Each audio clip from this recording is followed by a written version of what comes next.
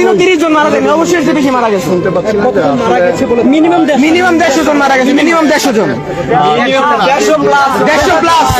But আমাদের কথাটা হচ্ছে রাত্রে বাজে 2টা, এখন কেন আমাদের ক্যাম্পাসের ভিতরে যে অ্যাম্বুলেন্স যখন যারা ক্যাডেটরা ছিলাম আমরা মিনিমাম যে জেনে পারছি আমরা 50-60 জন লাশ অনায়াসে বার করছি, চোখ বন্ধ করে 50-60 জন। কিন্তু তারা কিভাবে কাউন্ট করতে যে 10-15 জন লাশ মারা গেছে, ভিতরে আরো অনেক লাশ ছিল, বাট আমাদের মারা গেছে বলে মিনিমাম 150 জন মারা গেছে, মিনিমাম 150 জন, 150 প্লাস।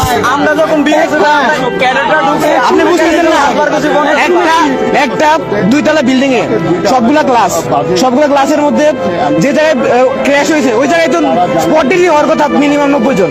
আপনি বুঝতেছেন না বিষয়টা? ক্লাসটা আবার আগুনে পুরো তো মরছে। ক্লাস 2 তলা বিল্ডিং এ মিনিমাম কয়টা, 6, 7, 8 উপরে একটা নিচে একটা, মনে করেন এবার 16টা ক্লাস তো মিনিমাম ছিলই। ধারণা করার কিছু নেই, আমরা জানি এটা ধারণা না 100%। আমরা এই কলেজে পড়াশোনা করি, আমরা জানি না কতজন মৃত্যুবরণ করতে পারে, কতজন পারে না।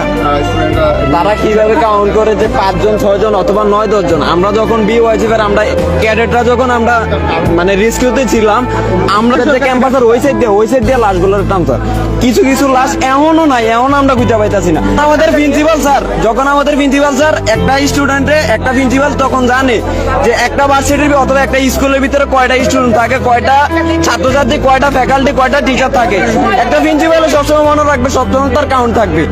তখন একটা প্রিন্সিপাল যখন উনি বলতে লাগছিল যে আমার স্টুডেন্ট এত স্টুডেন্ট ছিল, এখান থেকে কয়েকজন যা শুধু নিচে নামতে পারছে, এতজন স্টুডেন্ট নাই, তখন আমাদের প্রিন্সিপালকে গায়ে ধাক্কা দিচ্ছে, সবকিছু যাবতীয় সবকিছু কর্ম করছে, সবকিছু মানলাম।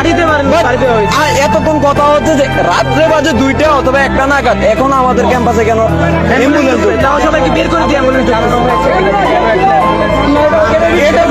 ইনফর্ম করতেছে, অ্যাটলিস্ট আমাদেরকে গেট বন্ধ করে রাখতেছে, আমাদের নিজস্ব ক্যাম্পাসের স্টুডেন্ট ঢুকতে দিতেছে না। শিক্ষার্থীদের কোনো কিছু ডিরেক্ট লাঠি দ্বারা